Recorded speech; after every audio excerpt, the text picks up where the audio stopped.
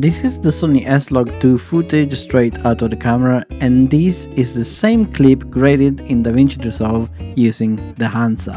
In this video I'm giving you a completely honest look at Dehancer. Dehancer is a film-like color grading plugin designed to emulate real film stocks, grain, halation, bloom and analog film behavior.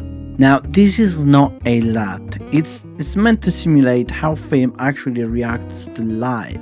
Before we use Dehancer though, the project setup actually matters a lot.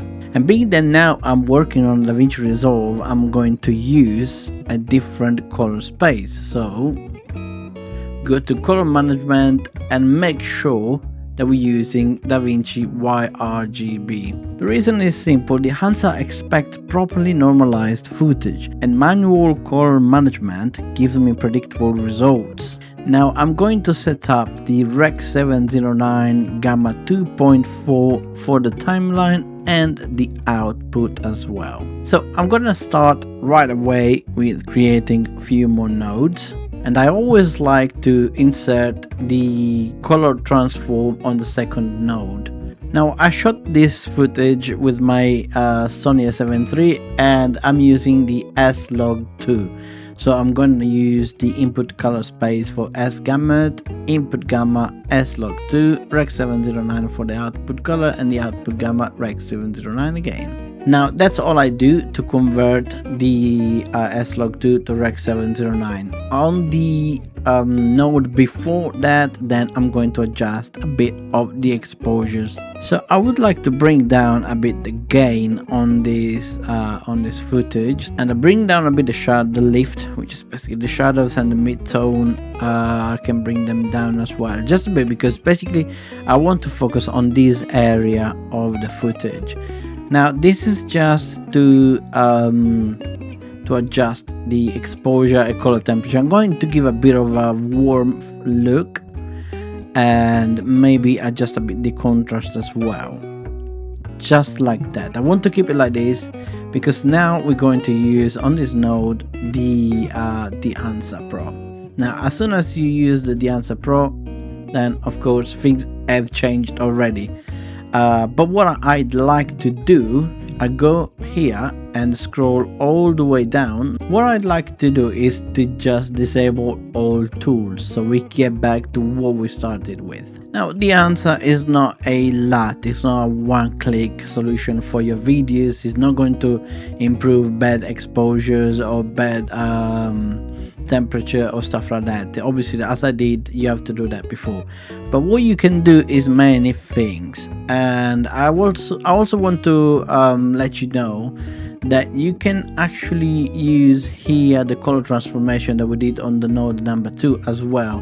So the Dehancer allows you to do that, but the DaVinci Resolve color transformation, in my opinion, is still the best out there, so I keep using that. But let's dig into the Dehancer now. Now the next things I like to do is starting with the film. I did scroll through the enormous amount of films that they have here. There's a lot actually. I prefer the Codex one, to be honest. I do like the Gold 200. It actually gives that that warmth look. You can see without and with, helps as well the shadow part to be more visible, so it does actually give that cinematic look. What you can do, you can push and pull, so you can actually go on the warmer side or a bit more like green bluish, but I like to keep it around here, basically around 0 as it is. Then another thing that we can check is the print. The print is basically the way that the film will look as well. So by enabling this, I would go with the codec again, and you can see already like it does make quite a bit of difference. So this is without and this is with, but what it does a lot is add quite a bit of contrast, which we can, to be honest, here adjust. Another of the most important parts of this plugin is obviously the film grain. So by activating the film grain, you can now see the grain that is used here. You can definitely see once I crank up all the way up the amount of the film grain, so you can see here, but it's way too much like this. But a subtle look, something around 50, is definitely good. It's definitely perfect for this video. I like it a lot. Another part of this plugin I'm going to use is definitely the halation as well. So this is how the light actually behaves on this film look. And already, like you can see, I'm gonna leave it as it is, super 35. That's great. Sorry, this one, because I think it does actually help a lot on the highlights on the sun here. Another thing I want to do then is to add vignetting. So you can scroll all the way here, enable vignetting, and at the moment it's kind of set in the middle. But if I bring down the feather, actually is down here, you can see it. But you can move it, so I would like to move it here. There you go. And change the size, maybe around here, and then again feather back up. And it's a subtle look actually, like you can see that it darkens over this side as well, but it's something that I really like to add. And one last element that I'm going to use here is the bloom. It's basically helping a lot more the highlights part on this area. So you can see that just activating that, it does brighten it up, and it creates this contrast between the light and the dark on this area.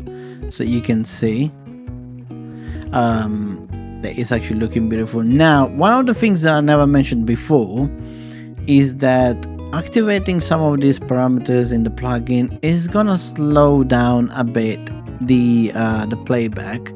I can try to go to the playback and then change the resolution to quarter. I don't know if it's gonna make it any better, yeah, but then I will try to also show the final result after this.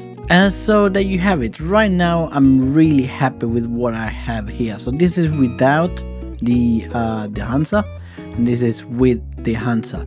It's a really big game changer because as you can see, I find it very cinematic when we have these lift shadows, but they're not really distracting, and this beautiful area lit with the with a bit of grain and halation and everything that works perfectly with the highlights from the sun.